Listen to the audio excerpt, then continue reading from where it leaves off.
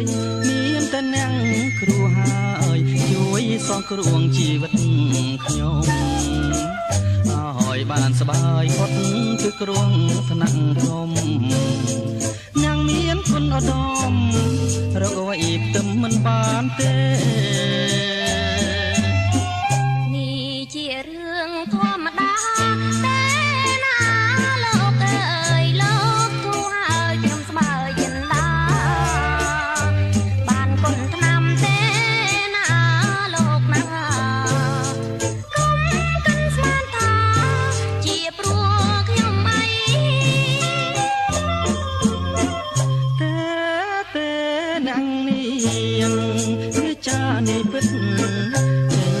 ពីដួងហាងឬទេសូមពរអ្នកនាងជួយឲ្យខ្ញុំជាព្រមទាំងថ្នាំពេទ្យទៀតផងណាថ្លៃទើបខ្ញុំសប្បាយហើយពីរោគីខ្ញុំសូមលាសន្ហាហើយអូអ្នកគ្រូពេទ្យអើយកុំអាវអញ្ជើញទៅណាយ៉ាងមិនដែរបើគ្មានអ្នកនាងទេខ្ញុំនេះប្រកាសជាឈឺវិញទៀតហើយ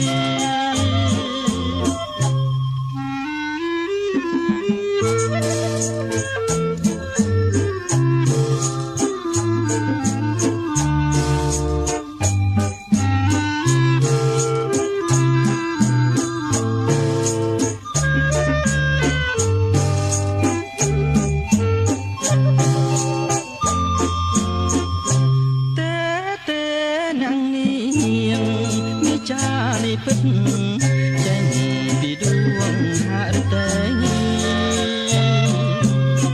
សូមខអ្នកនាងជួយឲ្យខ្ញុំជាព្រមទាំងថ្នាំពេទ្យទៀតផងណាថ្លៃទើបខ្ញុំសប្បាយហើយពីរោគីខ្ញុំសូមលាសន្ហាហើយអូអ្នកគ្រូពេទ្យអើយកុំអាវអញ្ជើញទៅណាអ្នកនាងទេខ្ញុំនេះប្រកាសជាឈ